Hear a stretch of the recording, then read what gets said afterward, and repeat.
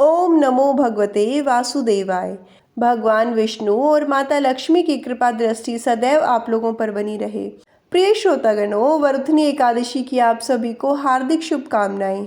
वरुथनी एकादशी वैशाख मास के कृष्ण पक्ष की एकादशी तिथि को कहते हैं। वरुथनी एकादशी का व्रत करने वाले मनुष्य को यमराज का भय नहीं रहता, अर्थात मनुष्य की अकाल मृत्यु नहीं होती।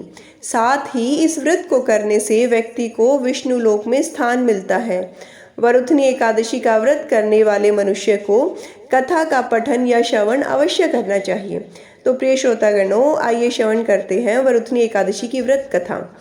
युधिष्ठिर ने वासुदेव कृष्ण को नमस्कार करके पूछा, वैशाख मास के कृष्ण पक्ष में किस नाम की एकादशी होती है, उसकी महिमा बताइए।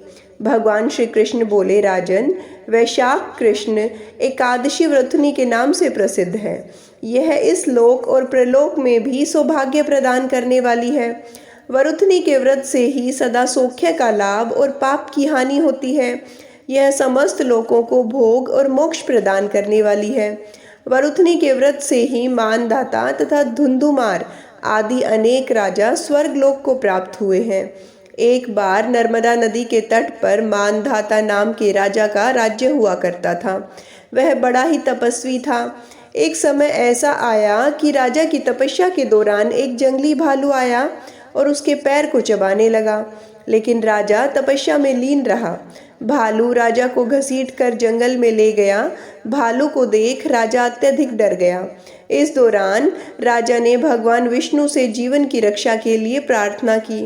राजा की पुकार सुनकर प्रभु वहां प्रकट हो गए और भालू को मारकर राजा के प्राण बचाए।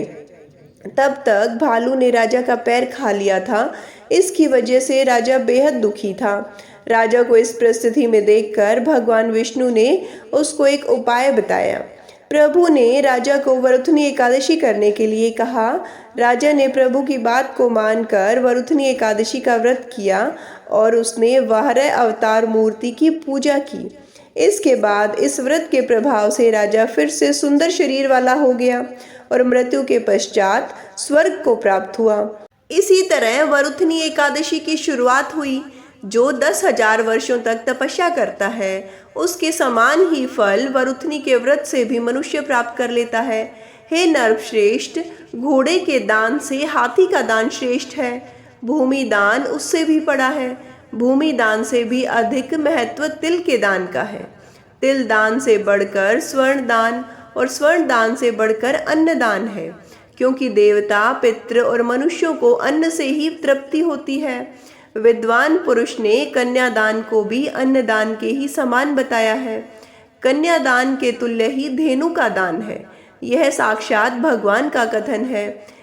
इन सभी दानों में सबसे बड़ा विद्या का दान है। मनुष्य वरुथनी एकादशी का व्रत करके विद्या दान का भी फल प्राप्त कर लेता है।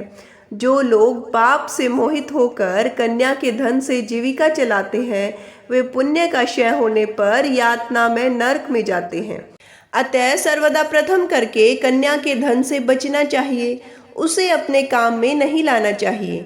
जो अपनी शक्ति के अनुसार आभूषणों से विभूषित करके पवित्र भाव से कन्या का दान करता है, उसके पुण्य की संख्या बताने में चित्रगुप्त भी असमर्थ है। वरुथनी एकादशी करके भी मनुष्य उसी के समान फल प्राप्त करता है।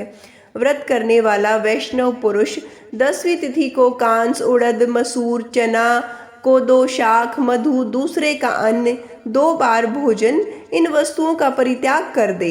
एकादशी को जुआ खेलना, नींद लेना, पान खाना, दातुन करना, दूसरे की निंदा करना, चोरी करना, हिंसा तथा चुगली करना, क्रोध तथा असत्य भाषण, इन सभी बातों को त्याग देना चाहिए मनुष्य को। द्वादशी को कांस, उड़द, गमन, 2 बार भोजन, बैल की पीठ पर सवारी और मसूर, इन वस्तुओं का त्याग करें। हे राजन, इस विधि से वरुथनी एकादशी की जाती है। रात को जागरण करके जो भगवान मधुसूदन का पूजन करते हैं, वे सब पापों से मुक्त होकर परम गति को प्राप्त होते हैं। अतः पाप भीरु मनुष्य को पूर्ण प्रलय करके इस एकादशी का व्रत करना चाहिए। यमराज से डरने वाला मनुष्य अवश्य ही वरुथनी एकादशी का व्रत करता है। हे राजन, इसके पढ़ने और सुनने से सहस्त्र गोदान का फल मिलता है और मनुष्य सब पापों से मुक्त होकर विष्णु लोक में प्रतिष्ठित होता है। प्रिय श्रोतागणों, कथा के बाद आइए अभी श्रवण करते हैं श्री तुलसी चालीसा। श्री तुलसी महारानी करूं विनय सिर नाय, जो मम हो संकट विकट दीजिए मात नशाय। नमो नमो तुलसी महारानी, महिमा अमित न जाए बखानी। दियो विष्णु तुमको सन्माना, जग में छायो सुयश महाना। विष्णु प्रिया जय जयति भवानी, तिहु लोक की हो सुख खानी। भगवत पूजा कर जो कोई, बिना तुम्हारे सफल न होई। जिस घर तव नहीं होए निवासा, उस घर करहि विष्णु नहीं बासा। करे सदा जो तव नित सुमिरन, तही के काज होई सब पूरन। कार्तिक मास महात्म्य तुम्हारा, ताको जानत सब संसारा। तव पूजन जो करे कुमारी, पावे सुंदर वर सुकुमारी। करे जो पूजन नित प्रति नारी, सुख संपत्ति से होई सुखारी। वृद्धा नारी करे जो पूजन, मिले भक्ति होवे पुलकित मन। श्रद्धा से पूजे जो कोई, भवनिधि से तर जावे सोई।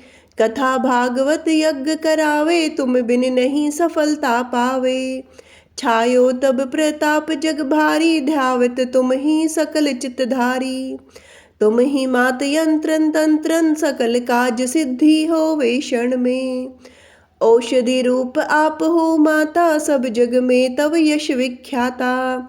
देव ऋषि मुनियो तपधारी, करत सदा तव जय जयकारी। वेद पुराणन तव यश गाया, महिमा अगम पार नहीं पाया।